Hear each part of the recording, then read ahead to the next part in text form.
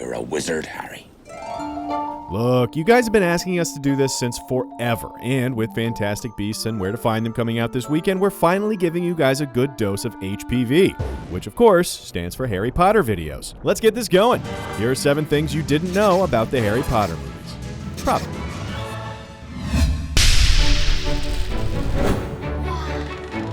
Let's start off in Harry's dorm room at Gryffindor. Over the course of the films, the props and set dressing evolved to reflect the characters and their interest as they got older. But one thing that never evolved was the size of their beds. Unfortunately, unlike Hermione's magical purse, the beds were not enchanted to be way bigger inside than they looked on the outside. Brilliant. So, as the actors grew over the course of the 10 years it took to make the films, they eventually had to scrunch up into the fetal position just to fit inside of their beds and not have their limbs hanging off of the sides. It's really more of a minor inconvenience than anything, but it does seem kind of weird that no one on the production team thought of the fact that the cast would, grow up over the course of the following decade. Just saying. The first Harry Potter film will celebrate its 15th anniversary for its US release this Wednesday, and that's, boom, opening up thing number 2 with a bonus thing you didn't know already. And since it was so many years ago that Harry Potter 1 was in pre-production, you may not have known that Steven Spielberg was attached to direct it for a time. Chris Columbus wound up getting the gig because Spielberg had creative differences with J.K. Rowling, and it's possible that one of those differences was who Spielberg wanted to cast as Harry Potter. He'd wanted Haley Joel Osment.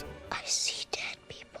Around 300 kids wound up testing for the part, including Jonathan Lipnicki, as well as Tom Felton, who also auditioned for Ron. Red hair and a hand-me-down robe. You must be a Weasley. But at this point, it's almost impossible to imagine anyone other than Daniel Radcliffe playing Harry, even if his eyes were the wrong color. That, ladies and gentlemen, is a little thing called a segue.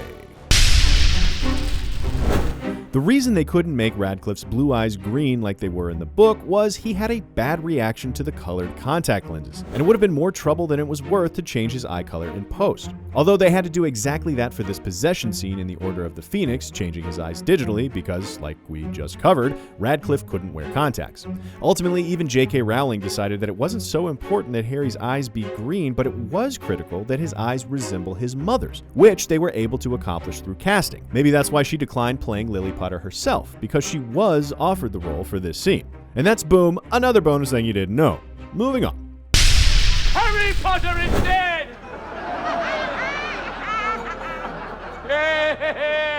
Here's the thing about some good old-fashioned show business nepotism. We all know that Ralph Fiennes played Lord Voldemort, but you probably didn't know that the actor who played young Voldemort, as in the 11-year-old Tom Riddle, is actually a blood relative of his. That's Hero Fiennes Tiffin, Ralph Fiennes' nephew, playing Tom Riddle in The Half-Blood Prince. And while we're on blood relatives, let's talk about how Bill Weasley is actually Mad-Eye Moody's son. Domhnall Gleeson, who played Bill Weasley, is the real-life son of Brendan Gleeson, who played Mad-Eye Moody. Hooray for yet another bonus thing, and hooray for preferential treatment. Yes, it's all very touching. Let's go! But we're not really bitter because Domhnall Gleeson is actually super talented. Next thing. It's a broomstick. That's not just a broomstick, Harry. It's an Nimbus 2000. It's pretty clear that the props team had to revamp the classic broom to make it Quidditch ready, but you probably don't know just how hardcore they had to get with it. They had to design the brooms knowing that they would be mounted onto motion control bases and used in all sorts of special effects on a green screen. They also knew the brooms needed to be strong enough to hold the weight of a full-grown human person by the later films while also being thin. So the brooms were made of an aircraft-grade titanium, which doesn't sound super magical, but it does sound pretty badass.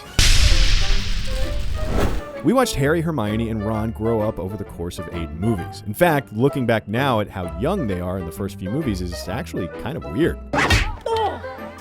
Shut up, Harry. Anyway, unlike most of the Hogwarts students, there's one character we meet in the Chamber of Secrets who's nowhere near the age of the actress who played her. Shirley Henderson, better known as Moaning Myrtle, was a whopping 22 years older than her character. She was 36 at the time of filming, playing the ghost of a 14-year-old girl.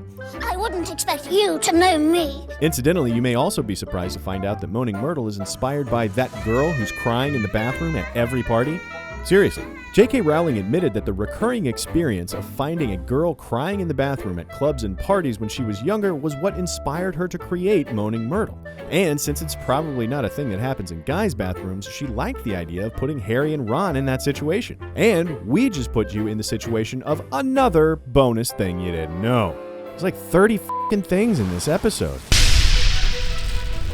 Making 8 movies over 10 years takes a lot of, well, everything. So let's end on a staggering statistic about the most iconic image from Harry Potter: the lightning bolt scar. By the time all of the films were in the can, the scar had been applied 2,000 times to Daniel Radcliffe. And that doesn't even include the additional thousands of times they had to add the scar to his stunt doubles and the like.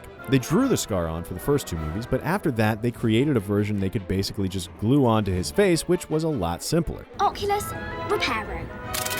If that weren't enough, they also went through 160 pairs of Harry Potter glasses by the end of filming. Not because Daniel Radcliffe kept breaking them, but because shady guys in the prop department kept stealing them to sell on eBay. Okay, that last part might not be true, but that's what I would have done, which is probably why I've been fired from so many movie sets. Those were our 7 Harry Potter things, along with a crap ton of bonus things for today, but hit the thumbs up if you want to see more HPV, because we can totally hook that up for you guys. And in the meantime, the final installment in our What's the Difference Harry Potter series goes up tomorrow, so you can finally get off of our backs about that too. Let us know if you're excited to check out Fantastic Beasts later this week, or if you're a purist and only have love for the original Harry Potter movies. Thanks for watching, and be sure to subscribe for more true-ish things about movies, and sometimes Mad-Eye Moody's bastard son, right here on Things You Didn't Know.